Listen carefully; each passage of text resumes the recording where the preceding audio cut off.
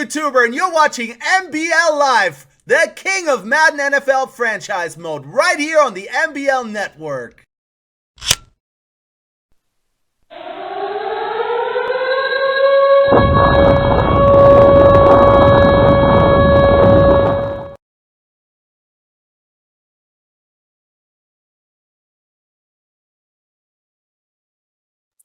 What's going on, MBL? Welcome to our Season 23 Draft Special. I'm your host, TFA, and with me is my co-host, JY. JY, how excited are you for this show today? Listen, this is a lot of days of work going into this show. I am super pumped. I'm glad our two experts are here. Yeah, you know, the Season 23 draft is less than 24 hours away now. So with us today on this special show, we've got Gub Kuiper Jr. and Doughboy McShay, who have both been working really hard finalizing their mock drafts in preparation for tomorrow night's draft. Gub, first with you, how are you doing tonight, man? I'm doing well. How you doing, TF? Oh, I'm not doing too bad. I'm excited to get this rolling. Doe, what about you, man? You excited to get rolling tonight?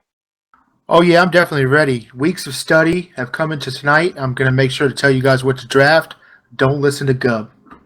Now, I hear you guys have some pretty big differences in your guys' mock drafts. I know that everybody is itching to see them. I know you guys are itching to start debating against each other. But I've got to say, you know, me and JY, we've been talking and we've been taking sides here before this debate starts. JY, which one of these guys do you think has the better mock draft? Hashtag Doe rules. I'm pretty sure I've looked over these draft charts. Doe's and I are pretty much neck and neck on every pick that he made. So I'm going to be Team Doughboy on this one. You know, if you're going to be Team Doughboy, I got to go with my main man, Gub. So I'm on the Gub train. Everybody watching in the chat, make sure you guys are throwing out the hashtags. We got Team Gub. We got Team Doughboy. Let us know who you guys are supporting tonight and who you guys think has the better mock draft and who's winning the debate tonight. So let's go ahead. We're going to get ready. We're going to jump into our first section of the mock draft. That's going to be positions 1 through 8. Doe, I'm going to hand it over to you first. Who do you have 1 through 8 on your mock draft? Number one, I think we have a pretty consistent pick. This guy's been killer in college. You saw the Green Bay Packers. They moved up and gave up 2 high first rounders, the 7th and the 13th, to go all the way to number 1. Aaron Rodgers was released. We knew what was coming. I think the contract has already been signed. The ink is dry. And I think it's going to be Jarrett Ripkowski as the number 1 pick. Not the only thing we're going to agree on, know that. Well, he has been the best player in college. Although he didn't get the Heisman this year. He should have, but he did not. At number 2, I think the Dolphins, who have learned their mistake, are finally going to take a QB. And I think they're going to take Asher Darby, who's the better pro-ready product. At number 3, the Patriots, I think they're going to give a weapon to Nick Doring and get the wide receiver Cortez Boger, who's the best receiver in the class. At number 3. Number 4, the Bills moved up to grab a QB. They're going to get the 3rd choice, which is Steven Zott. Now, Steven Zott's an interesting player, probably the most athletic quarterback in the class, but as we know, when you go to the big league, the mobile quarterbacks can get injured. And we saw that in the Super Bowl with Marcus Mariota coming back from injury and not having the best of games. No quarterback for the Patriots, huh? We all know Doring ain't the answer over there. I got him taking Asher Darby at 3 myself. Obviously, tomorrow we'll be able to tell who's right there. And he's gonna throw to the superstar Braxton Miller as the number 1 receiver, and you think he's gonna do any better? Get the guy. I got him at 5, taking Cortez Boger. Who I think benefits over everybody else being under 6 foot in this draft. He'd be the only over 6 foot wide receiver. So right there, you know, you got your offense. Got to go quarterback. Doring's not the answer. I think you got to give Doring some weapons. I think at number 5, you get the corner to go next to Kyle Fuller, who they just gave a big contract to. You get Anton Veltung, best corner in the draft. You have 2 lockdown corners for the years to come, and then you get the weapon at the wide receiver. And the Patriots will be in good shape. We'll see. I think Doe has a good point, though. I think if they don't go with Boger at 3, he might not be there at 5. I mean, I think we all know that the Bills are going to go quarterback. They jumped up from 10 to go to 4. I don't know. I don't agree that they're even they could go quarterback at 4. I believe they're targeting 2 right now. Aaron Rodgers, I believe, was one, and Roethlisberger, I believe, is another. I don't think they would bring them in even though they are older, to just sit on the bench. So that's why I don't think they're going to go quarterback at 4. You don't move up to not take a quarterback. You don't take a 38-year-old and not take a quarterback. They're gonna retire next year. Well, maybe not Ben Roethlisberger because he's never going to retire, but I think Rodgers probably going to. They're going to grab a quarterback. The Bills are going to grab a quarterback. Let's move on though. We got the Rams at 6, and last offseason they took Levante David and didn't quite get the production they wanted. So I think they're going to take the best outside linebacker, which is Savion Miles. Remember though, they did lose Robert Quinn this offseason. Yeah, but they run a 4-3, and the best defensive ends are 3-4 naturals. So I think they're going to go with the That's outside wrong. That's linebacker wrong. they can cover, and they're going to get the guy that just blazed through the combine, ran a 4.52. Savion Miles can go from sideline to sideline. The Rams are taking Savion Miles at number 6. The 49ers are going to take Sean Cotton, the corner, lock down that right or left side depending on which receiver's playing. And then number 8, the Heisman Trophy winner, Marcus Childers, is going to come off the board. He blazed through the combine. He can cover the whole field. You need that guy in the backfield to be able to cover the deep ball. They have Rankart at outside linebacker. They nailed that pick. The Colts are going to nail this pick. They're going to get Childress at number 8. Now, Gub, before we get into you, I've got a question here. I want to take a bigger look at Jarrett Ripkowski here. You guys both have him as the consensus number 1 overall pick. So let's look at the scouting report. Jay White, what do you have on Jarrett Ripkowski? All right, Jarrett Ripkowski, his MBL comparison is going to be Trent Redmond. He's got top-level arm strength. He's got tight spirals on the deep balls. His throwing power. He can make all the line calls. He does the formation shifts. I mean, he's going to be one of the smartest and most polished quarterbacks coming out of the draft. One of the negative things on him is that he needs to work on his weak side vision. Yeah, Doe, you really, really zoned in on Jarrett Ripkowski earlier. You think that this guy's already got the deal inked. Gub, do you think that the deal is set in stone? Do you think that this is a done deal? Do you think Jarrett Ripkowski is going to the Green Bay Packers to take over what Aaron Rodgers left him? I do. And Train was talking earlier about not liking his combine, and basically all it is athletic ability. I mean, he's still got the best arm in the draft. He's still the most accurate quarterback in the draft. So, he was talking about an outside linebacker, possibly. I don't know if he was joking or if he wasn't. You don't go to the playoffs drafting an outside linebacker at 1. So, in my eyes, he's got to go quarterback, and it's going to be Jarrett Ripkowski. Yeah, I think that's the smart move. Now, switching over to another quarterback that you guys have here, a guy named Asher Darby. Doe, you've got him at 2. Gub, you've got him at 3. These are obviously 2 different teams. You both have a quarterback being selected at number 2 there to the Dolphins. Let's switch over to Darby. What does Darby have, JY? What do you see in Darby that is going to really make him a pro at the next level? And what do you think his skills are? All right, so Asher Darby's probably going to turn out to be Trey McIntyre 2.0. He makes, deep posts, the comebacks, the timing routes. He reads the field, finds open targets. He breaks down defenders really well. The one thing is that he didn't take a lot of snaps under center at Wisconsin, so he's got to work on, doing more than just the 3 steps and out of shotgun. Yeah, now, sticking to this QB train, we got one more guy I want to talk about here quick, and that's going to be Steven Zott. You've got him at 4, Doe, and Gub, you've got him going up at 2. So we've got 3 quarterbacks that you guys think that there's a good chance they could come off the board in the first 3 picks, if not the first 4. Steven Zott, we've got some combine numbers for you. JY, what did this guy do at the combine that really impressed people? All right, well, his arm strength is, his throwing on the short, his mid throws, those are all going to be level B. I'm pretty sure his deep ball is going to be right around the B as well. But the guy ran a 4.62 in the 40. I mean, not blazing fast, but pretty good speed for a quarterback. Yeah, that's some speed. Gub, I want to switch it over to you real quick. I got a question for you. If you were drafting and you needed a quarterback, obviously you guys both think that Jarrett Ripkowski is going to go number 1.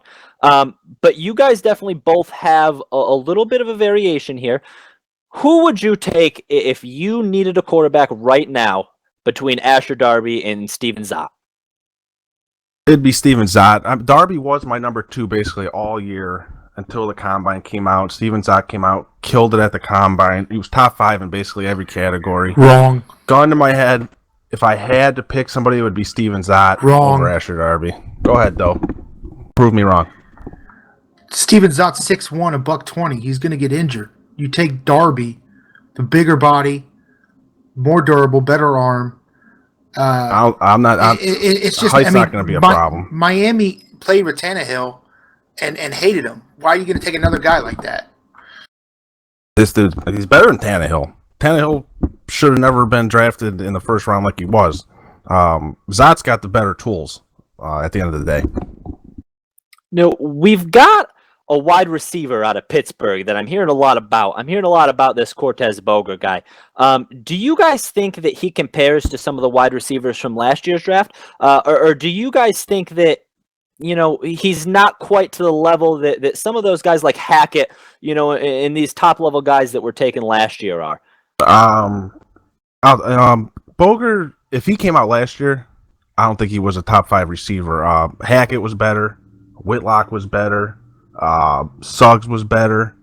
So I think he benefits off, and he's the only receiver over 6 foot. So I think he benefits off that even more. So in my eyes, last year he wouldn't even have been a top 5 pick as far as wideouts. Yeah, I think Boger came out. I think Boger came out in the right draft. I mean, he stayed an extra year, and he's definitely the number 1 wide receiver. I will say though, there is a lot of speed receivers that could get very good I do agree with that. production, but I don't think they're going to go in the top 15 picks. But somebody can get a killer receiver, kind of like the Steelers got Caleb last year. There's some very good, quick, get them the right play call, touchdown receivers. Yeah, I do agree with that. A lot of like I said, small receivers, but if you're looking for that slot receiver, quick, good route running, good hands, good catching traffic, this is a great draft for that. Yeah, now, JY, I'm going to jump over back to you. So we're talking about Boger here. What can you tell us a little bit more? What's on the scouting report for this guy? I mean, we already touched on most of it. I mean, he's got speed. He's elusive. He's a good playmaker. I think the one thing that we didn't really talk about was, this is Boger's one, bad thing that he has is that he has inconsistent hands. He can't really catch in traffic. And like these guys said, is that there's a whole group of shorter guys that are really good at doing those things. So it's something I would look at. Yeah, I completely understand what you're saying. Let's go ahead. I've got a few more people I want to touch on in this top 8 before we move on. Anton Veltung, the cornerback. You've got him, Doe, going at number 5. You've got him, Gub, all the way down at number 8. At number 5 here, the Patriots, I think that's a really interesting spot for him to go. If they were to go wide receiver at 3 and then go cornerback at 5, they'd really be taking 2 cornerstone pieces to their offense and to their defense, Doe. What can you tell us first, before we get to you, Doe? What can you tell us first about Anton Veltung, JY? You think that this guy's going to be the next Patrick Peterson? Well, he's actually going to be the next Le'Veon Barber. I mean, he has great upper body strength. He's got long hands. He's really good at pressing up at the line of scrimmage. He does equally as well in the zone as well. Gets his hips turned. One negative thing on him is that he's a little quick to jump on the routes. I mean, his awareness is going to be a little bit lower than where it should be to be, a number 1 corner out the gate. But when you're pressed for corners like some teams are, this would be the guy. Yeah. Go ahead, Doe. What were you going to say? Well, I was going to say that the interesting thing about Veltung, and we're going to see when he does his pro day, but he had some weird 40 clock times. A couple scouts who did the hand clocked him at a 4.3, but his official time was a 4.5. So we really don't know if he has that top level 4.3 speed or if he's more of a mid-range 4.5. His stock could jump way up on his pro day if he blows it out the park. If not, it could change the landscape for Veltung. Yeah, I completely agree with you there. I'd be a lot more confident taking a corner, if they say that he's got under 4.3 speed, if this guy can run with the likes of somebody like Chris Johnson, if this guy has that top level speed, I think you can't pass him up early in the draft. You might even see somebody like the Bills take him before the Pats can get their hand on him. Gub, I know you have him at 8. if he has under 4.3 speed and he really blows people out of the water, do you think that Veltung could jump up the draft board a little bit? Could he? Yeah. Will he? No. That's the reason why I had him slide a little bit. I believe, like you said, I had him going at 8 to the Indianapolis Colts, who are struggling at the corner position. I believe their highest overall is like 74 with Daryl Murrell. So I think that's why I think he'd be a great fit. You know, he's starting from day one. He's probably starting from day one anywhere he goes, but he's going to slide to the Colts because of that 4.5 40. Yeah, and now last guy I want to touch on before we move on to our next set. You guys have Savon Miles. I've heard a lot of things about this guy. I've heard a lot that this guy is by far the best linebacker in this entire draft. He's a Von Miller-esque. Yeah, and I've heard that he's got speed. He's got all the talents that you want. JY, what can you tell us about Savon Miles? The guy can hit through a brick wall. I mean, A- for hit power. He's going to blow people up in the backfield, and they might not want to get up in case they have to run right back at him. He's got good block shed. He's got good power moves. I think he's going to be, he's going to fit a 4.3 really well. I think in a 3.4, he's going to suffer, and he's going to get caught up and washed out in traffic. But with a 4.29 shuttle, he's got the moves to get around it. Now, we've run through this top 8. Let's take a switch here. We're going to switch to the 9 through 16. This is getting into, the teams that are starting to kind of make a little bit more of a playoff push. They're not quite ready yet. Gub, I'm going to switch it over to you. We gave Doe the first 8. Gub, what can you tell me? I've got Team Gub all the way here. What can you tell me about picks 9 through 16? Pick 9, you got the San Diego Chargers. I got him going center, Le'Veon Romius. He's the best center in the draft. I believe the Chargers don't really have anybody at them. I mean, they got a low overall at center, I think 68. They don't have major needs. A center at number 9? Why would you waste your pick? You might as well just don't trade start. it now. You called me out on it last year about taking 4 centers in the and first round. round. It was the worst decision they ever made. Oh, all right. We'll see about that. I got the Bucs. Zero impact player. Go ahead and waste your But pick. you don't always need that impact player. I mean, there could be guys. Steven Warfield, I have him going in the top. What is that? In the top 10. I think he'd be good on the opposite side of Joey Bosa, but he's going to be gone. I got him taking the safest pick they can there. When Sheffield's making splash plays, Romius is going to be making pancakes at home. That's what watching the playoffs. Next. Sheffield at number 10 going to the Bucs. There's a little bit of talk about them trying to get out of there. I do think if they have to stay there, they would like to have Warfield. Like I said, he won't be there.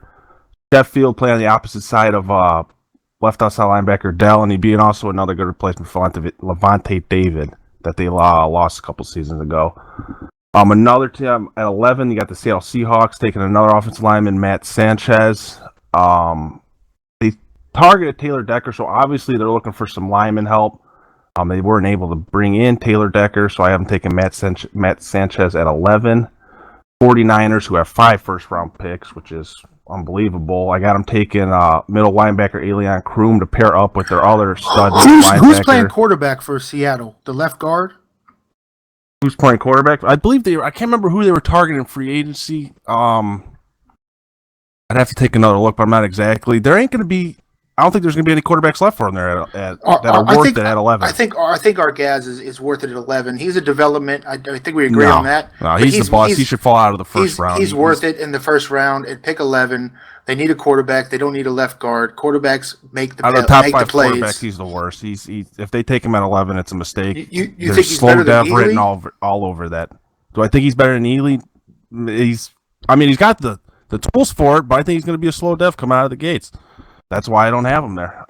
Seattle's going to have to take a quarterback in free agency if they go. I think they will. There's still some good ones out there. They got Rodgers. They got possibly Wilson. Cam Newton. They bring Wilson back. Cam Newton. Cam Newton's another one. But at 12, like I said, I got Elian Kroom going to the San Francisco 49ers. Pair up with Blades. He's been talking about it all year about making his defense better. But how many times you can have 2 middle linebackers? You're going to play 3-4 the whole game. I just think 2 middle linebackers is not needed. That's the stuff I'm hearing from their front office. I got my sources. I'm comfortable with. I think they need a running 12. back. They need a running back. They need some offensive weapons on that team.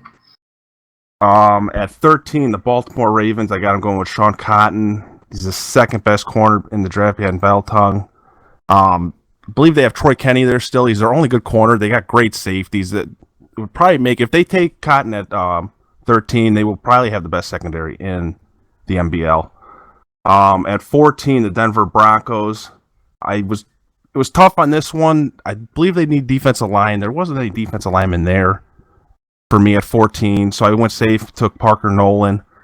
You don't like the defensive tackles? They're not playing the defensive line. You just don't think they're as good as the left tackle who was graded at a round 3 grade just recently.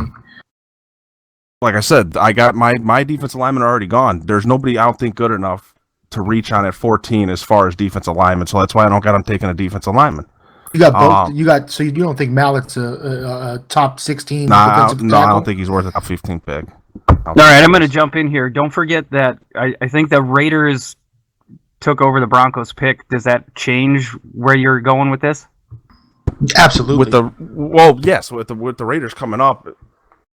I mean, do they target a linebacker? Do they target a corner? Go ahead. I was going to say, from my context, I got a phone call inside the Raiders organization, and they said that they were disappointed in their pass rush, which is unbelievable. With Mack and Fatikanen, they still want more pass rush. I see them taking a defensive end or a linebacker here because they think their defense is going to get them to the Super Bowl. Well, they're set on, at least outside linebackers where you're talking about getting after the quarterback and them not being happy with their pass rush. Aldon Smith, who is, he's regressing. He's been in the league for close to 10 years now. Could they go a 3-4 outside linebacker still? Yeah, because this draft is loaded with them. You got Tracy Smallwood, Savon Miles, who I don't think is going to be there. Orel Kyle, who does not a perfect 3-4, but I think he's a top 3 linebacker in this draft. I love Kyle. I think he's definitely a good linebacker. There is definitely, if he does decide to go outside linebacker at 14, there are going to be some good ones there. I think it's the best group in this draft is the linebackers. At 5th, and then we go at 16. Now we're just talking about him, Orel Kyle. I got the Jags taking him at 16. They lost Miles Jack. They need to find a replacement for him. So it's simple as that. That's why I got him taking Orel Kyle at 16. Now, there's one guy here that I really want to touch on. There's 2 guys mainly, but one guy I want to talk about. We have a middle linebacker there at pick 12, Gub, Kroom. Now, I've been hearing a lot of talk, and I've been hearing that this guy has been drawing some comparisons to one of the greatest linebackers ever drafted in MBL history. JY, what can you tell me about Kroom here? They've kind of already gone over everything. I mean, the dude's a wrap-up tackler. He's got closing bursts that explodes through the backfield. I think he's one of the smartest middle linebackers that's going to be out probably for the next couple drafts. He has a little trouble in coverage, but he's mainly looking in the backfield most of the game. Yeah, now that linebacker that I was referring to earlier is Rush Lunsford. We know that this guy is one of the best linebackers we've ever seen come out of an MBL draft.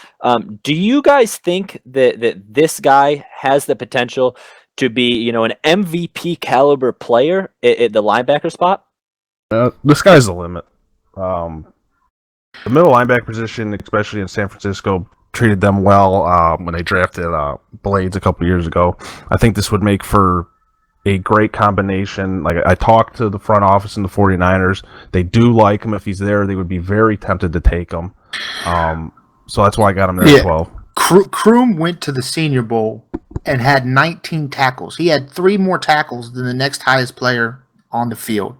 Kroom is going to be happy wherever he ends up, and I think any team that takes him is going to get a bona fide star for the rest of his time in the league. I mean, this is a Hall of Famer. Now, I want to touch on something else. That number 12 spot to San Francisco is really interesting to me. You guys have him taking Kroon, who could be, a Hall of Fame MBL type player. But, Doe, you've got him taking Keyshawn Morton. You've got the first halfback coming off the board at number 12, which, in my eyes, that's a little bit early for a halfback to come out, don't you think? What do you see in Keyshawn Morton that you think makes him so great?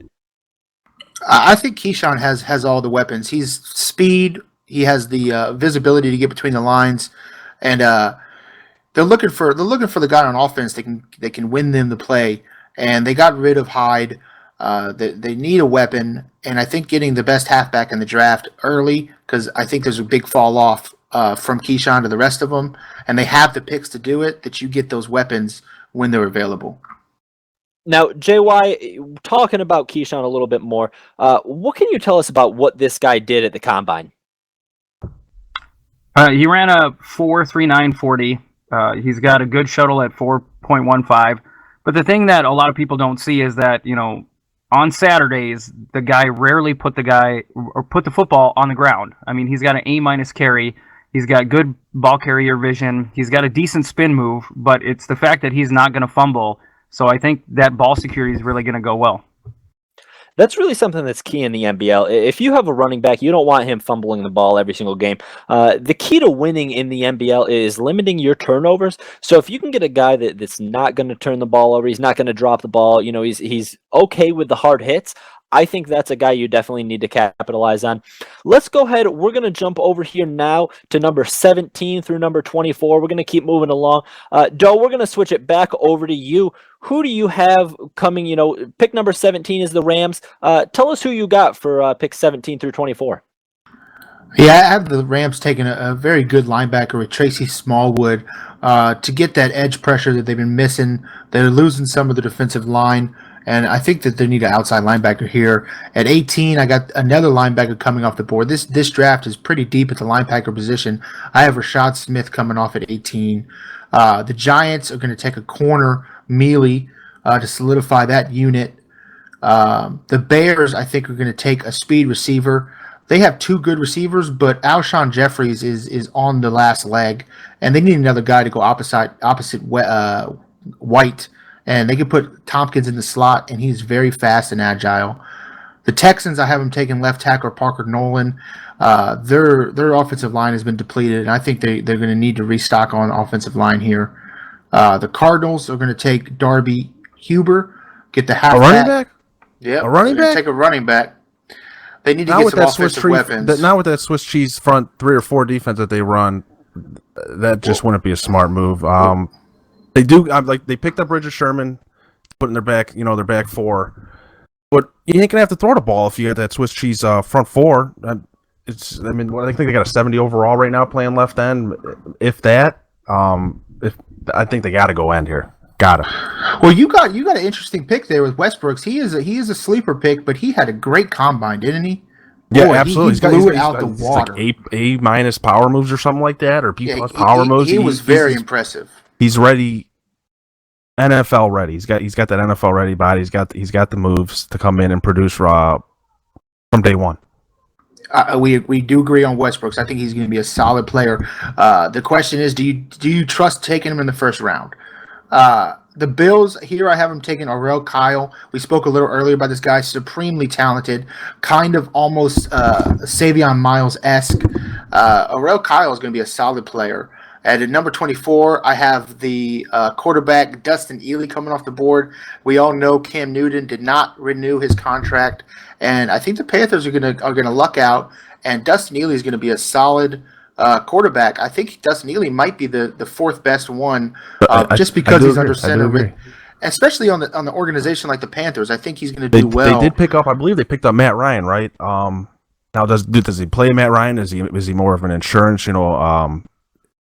In case somebody like a Dustin Ely does come in, does get hurt. Matt Ryan's a good player to learn under.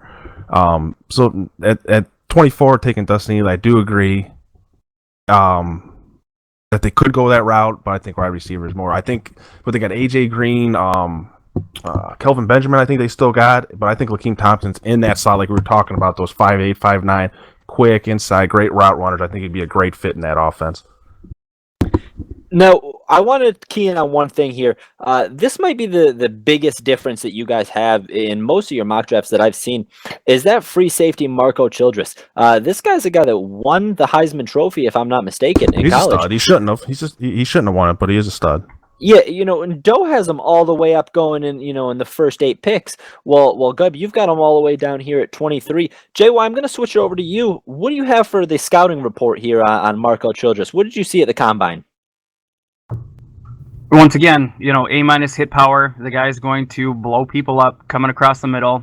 He's got decent block shed, which really isn't all that important when you're a safety and you're running out in space anyway. Here's the reason why he's probably dropped on the draft boards is that he's a C+ man coverage, and that's his best coverage is man. So obviously he's going to be a liability for the first couple years. But other than that, I mean, he ran a solid 4.39 in the 40. He's got a decent vertical jump at 36 inches, so watch out. He might be one of those quick developer. Well, first of all, he's coming in as a superstar. First of all, right 4.39 for a safety is not average. That's exceptional. And his hit power, he's going to get there quick. the and bonus, he's gonna especially blow, at free safety. He's going to blow plays up.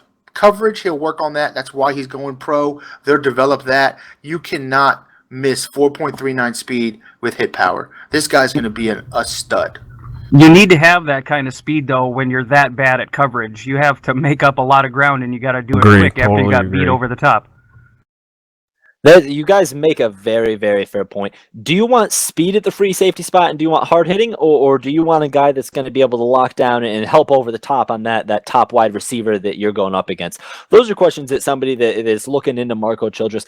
I think you guys have it, very, very accurate with him. I think there's a really wide range for where he can go, and I think it's going to be one of those things where somebody's going to want to take a chance on him and see what he's got. Like you said, JY, this is a guy who his coverage skills really aren't there. Having a C+ is having your man coverage skill at safety be your better coverage skill is really, really going to hamper your ability to be seen by a lot of these teams. But I don't know if it's official yet. I believe the Bills were trying to trade up into the top 15. It could be for Marco Childress. I mean, obviously in my mock, they would love for him to fall to 23 if they stay there. Maybe they really like him and they want to get inside that top 15 to make sure they do get him in that top 15. Yeah, this is a guy that the sky's really the limit for him, but you really have no idea where he's going to go. That's gonna wrap it up for our till 24. Gub, let's switch it over to you now. You've got 25 through 32. We're going to round out the end of the first round. A lot of these teams are teams that they're perennial playoff teams. These guys are Super Bowl contenders. So who do you think the next player to help some of these teams is going to be, and who do you think is going to kind of push these teams over the edge? All right, 25, you got the Oakland Raiders. I got them going outside linebacker, Tracy Smallwood. There's been a lot of talk about them, like we were talking earlier, about them wanting to get more pressure on the quarterback. This is a great draft to do that from the outside linebacker position. So at 25, I got them taking Tracy Smallwood. The Jets at 26, I have them taking center Tyrone Brandon. You can never have too many linemen, especially in this draft. 27. Talking about it though earlier, I got defensive tackle LaMarcus Mallet going to the Atlanta Falcons. He's the second best defensive tackle in this draft. Carlo Dyson, who set the NCAA sack record this year, I have going, I believe, in the top 10. But 28, I got the Detroit Lions going center Jose Soriano. I think we agree on offensive line for the Detroit Lions. They lost a major player in the offseason, and which they need is some a little shocking probably for people with Bomber going offensive lineman. It's probably going to kill him if he does go there. Well, he did draft 5 or 6 or 7 or 8 or 9 wide receivers in the past he's got receivers few drafts, for days. so I don't think he's going to do that. Right. And speaking of that, we'll get to it at 30, but with the Steelers. 29, my Redskins, I got going Heath Mace, right tackle, sure up that right side with Morgan Moses probably leaving after this year. At 30, Pittsburgh Steelers going wide receiver Michael Dyer. Now, yes, they got Antonio Brown, they got Martavius Bryant, they drafted Caleb Hayden last year. Why not go Bombers round, take another one? And Michael Dyer was a top 4 wideout in this draft. Tennessee. He scorched the 40 and the agility drills. Absolutely. Too. Dyer did. He's not just a burner. He's a great route runner. If the Steelers get Dyer and Caleb Hayden, that's going to be scary. I think they're going to take offensive line because their line is aging and they're going to have a new quarterback under center. So I think they're going to invest in line at pick 30 and solidify that. But Dyer would be just deadly with another receiver next to him. I do agree. I could see him going lineman to kind of shore that up, bringing in a new quarterback. But if they don't, I could also, like I say, see them going wide receiver to get that quarterback that they got coming in another weapon. And how much longer is Antonio Brown? I know he's still got quite a bit of years left, but I mean, if they're able to cut him next year, maybe they do. If the cap penalty is not too much, we'll see. But at 31, Tennessee Titans, I got him taking wide receiver Wesley Britton. Just like, all the receivers, great route runner. One of the better route runners, I believe, in this draft. And then at 32, I got the San Francisco 49ers going right guard, Ray Fasano. At some point, they got to be able to protect the quarterback. Throwing 40 interceptions last year, I believe it was. And that will help the running game also. Ray Fasano is one of the better run blockers in this draft. And obviously, they got to run the ball more, throwing way too many interceptions. So Ray Fasano to the 49ers at 32. Yeah, I really go ahead, Doe. I was just going to say, I think we're both on the same thing, Gub. I think most of the receivers, I think it's safe to say that between pick 25 and probably 45, you're going to see most of these smaller receivers come off the board. Supremely talented, just not quite in the top 20 categories. Very good. Very good receivers in this draft. But I believe it's more of a defensive-heavy draft towards the top. You got the quarterbacks. Last year, you had the receivers last year going in the top 10. I don't know how many there were, 4 or 5 or whatever. This year, it's the quarterbacks. A lot of quarterbacks needed teams in the top 10. So I think could these receivers be higher picks? Yeah, they could. But there's quarterbacks that are obviously going to go before, and that's why these receivers are going to drop to teams later on. Now, all this talk about wide receivers here, I want to key in on one guy here. You've got you've got tight end Andre Whitner here at 29. Gub, I believe you had him a little bit earlier. Tight ends, I did. There's normally, towards the end of the first round is typically when you see tight ends start to come off the board. But it seems like there's always that one tight end that somebody is always keying in on and going after. And it seems like every year you've got one tight end that really sets themselves alone and stands alone. JY, what can you tell us about Whitner? Is he going to be the next best thing? Is he going to be, the tight end that comes out this year and really pushes the team over the edge in the receiving game? Yeah, he's a pure pass catching tight end. He's got B- catching. He can catch in traffic. He's got good spectacular catch.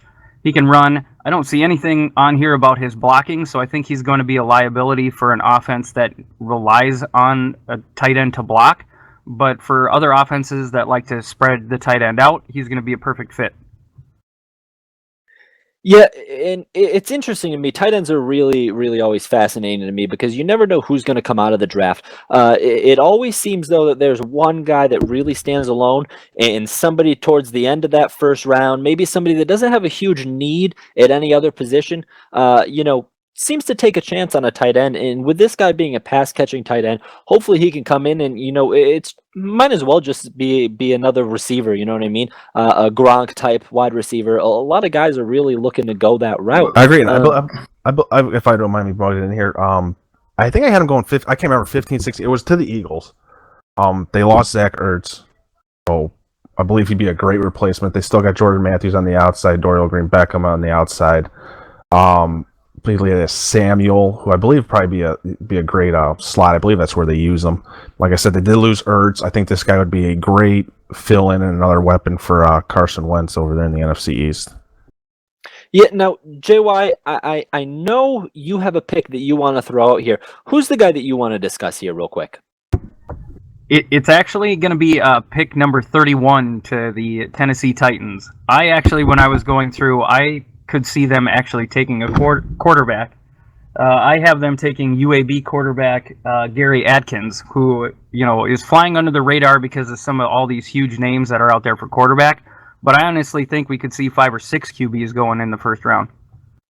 That would be pretty insane to think about if the Titans took a quarterback. Everybody in MBL remembers that Super Bowl game.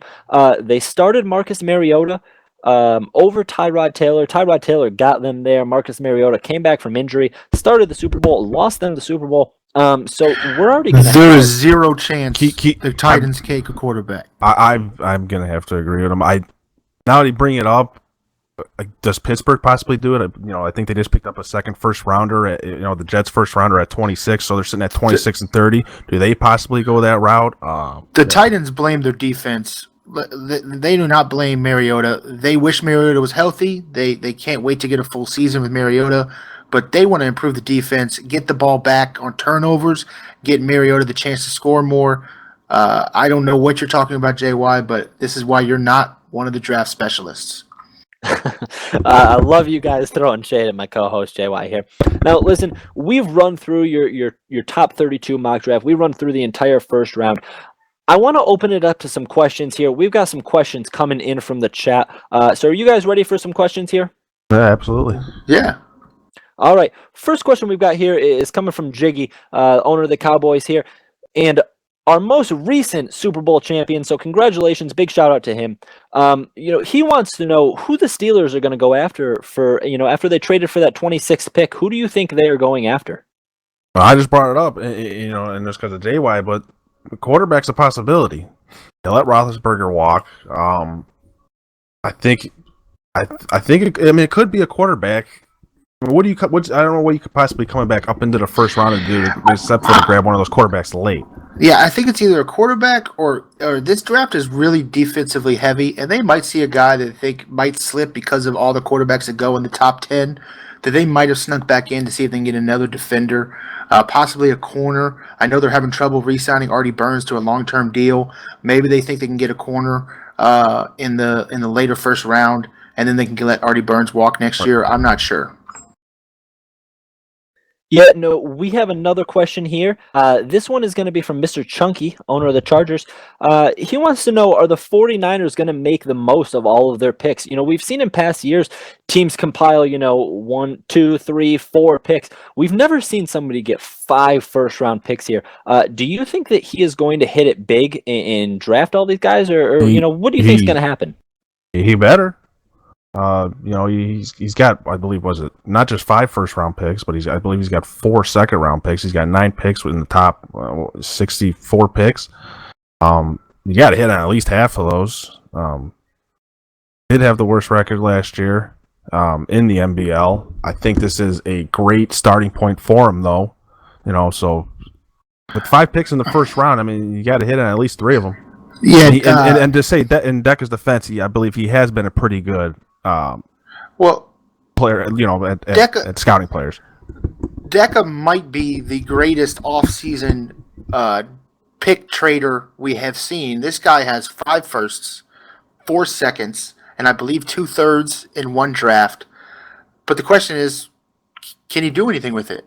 And if he does not get some production, if he goes 0 to 16, 2 to 14, he might have to do the show and talk about himself for what the hell you're doing, because that will be Cleveland Brown quarterback drafting level. He has to hit it. I think he's going to go defense because he wants to rebuild his defense. I think you're going to see a lot of defensive picks, but this is the draft that Decca has to nail, or he's going to be a laughingstock of MBL for years to come. I do agree. And the thing with Decca, though, he does know what the problem is. He knows that the interceptions have to come down. He's got to get more of a running game going. With all those interceptions, the defense is on the field way, way, way too much. I believe he does put a lot of stock into the defense this year to help that out. And he goes over, and tries to run the ball more. He has to. 40 interceptions is just way too many. You're not going to do anything in the NBL by doing that. Yeah, I'm really excited to see where Decca takes this team. Having that many picks is really unheard of. I love what he did this offseason, and I think he's going to be the most talked about team heading into next season. It's going to be really interesting to see him on draft night. Another question here. This one's coming in from Bananas. He wants to know, will Ripkowski be a day one impact for whatever team selects him if it is the Packers? Or do you think that there's a chance that this guy could be a bust or is a little bit overhyped? No, he's day one. There's no doubt about it. I mean, he's got the best arm talent that I've seen it coming out of college into the NBL, and that's any draft. That's Kevin Womack last year, Taylor Tessero, Bailey Holmes of the Giants, Kendall O'Brien, I believe, for the Browns, TM3 of the Chiefs. He's better than all those. He's like the combine wasn't great, but that's just his athletic ability. He's got the best arm in this draft far as arm power and accuracy, throwing any route, the 20-yard out, the fly route, the comebacks. And usually guys with that big of an arm tend to struggle with the short passes, the swing routes, the drags. He can hit them all. So he's day one, and he's got possible NBL Hall of Famer on him. Yeah, we've got a few more questions coming in here. We're only going to take a few more before we wrap it up here. Cortez Logan, he wants to know, he says, can 5 firsts in 3 seconds in San Fran help them go at least 8-8? Do you guys think that that with all these picks, do you guys think that Deck is going to be able to get there and go 500 this year? I think there's a chance. I think the AFC, no. Bingo. Oh yeah, you're right though. You're right though with the NFC West. The NFC West, he has a chance to go 8-8 for sure. Yeah, now, Homer Hakey, we got another question coming in from him. He says the Bills traded up to get a QB at 4. Is it a mistake to take one at 4 if the top 3 go 1, 2, 3? You had them, Gub, going 1, 2, 3 quarterback. Do you guys think that it's a mistake for the Bills, even though they traded up to 4 to get a quarterback? If they're gone, do you think it's a mistake for them to go quarterback? I mean, is it a mistake? I mean, I don't think ever trading up to take a quarterback is really a mistake because, you win with the quarterback. So I don't think it's a mistake.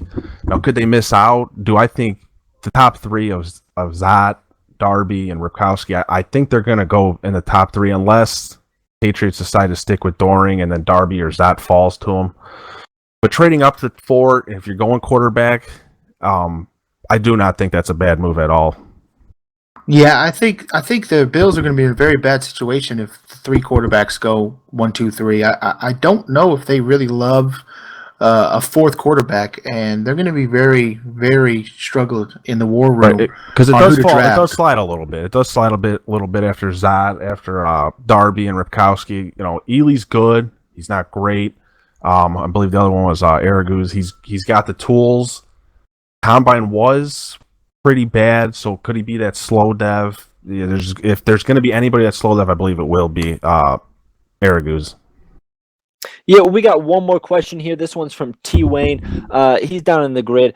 He wants to know, will the Cowboys be able to add impact players with no picks in the first 3 rounds? No, you want? I'll take. Could they? Yeah. Do they need to really? I mean, no. They won the Super Bowl last year. I think with that offensive line with Zeke, Kevin Womack, the offense is fine. I mean, the defense is. They might not have those star-studded players. They got Jalen Smith, solid. They still got solid players. Without them hitting on any picks this draft, they're still going to be fine. They're my favorites in the NFC East. They're my favorites probably in the NFC. So do I think they need to? No. Yeah, I think the Cowboys have a good chance on getting a good player in the later rounds. I know that they're really hoping that they can get a Dillon Lloyd like the Ravens grabbed in the 3rd round, maybe somebody like that in the 4th round. They need a receiver, and that's their best option. And I think they'll be able to get a receiver in the 4th round with pretty good skill. Maybe not a Dillon Lloyd because that guy was very impressive. The owner, who, by the way, has helped us all the graphics tonight. Big shout out to CMF. I don't know if they're going to be able to get a Dillon Lloyd in the 4th round, but if the Cowboys get a solid receiver, they'll be in a very good situation to repeat.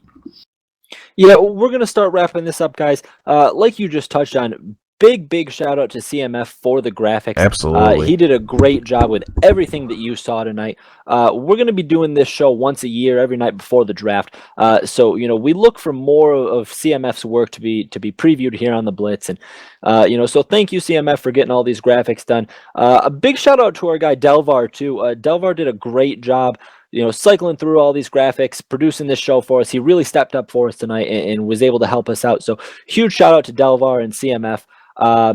Doe, Gub, thank you guys for coming on. Thank you guys for being our draft experts. Thank you. Appreciate you guys. Yeah, thanks for having us. Delvar, thank you for running this. Did a great job.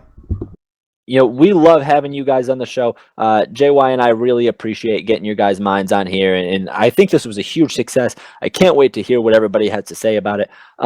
Be sure, everybody, to tune in tomorrow night, 8 p.m. Eastern, is the MBL Season 23 draft is going to kick off, and we're going to bring it to you live only on the MBL Network. So thanks for tuning in, everybody. JY, Gub, Doughboy, thanks for the great show. Thanks for tuning in, guys. Have a good night.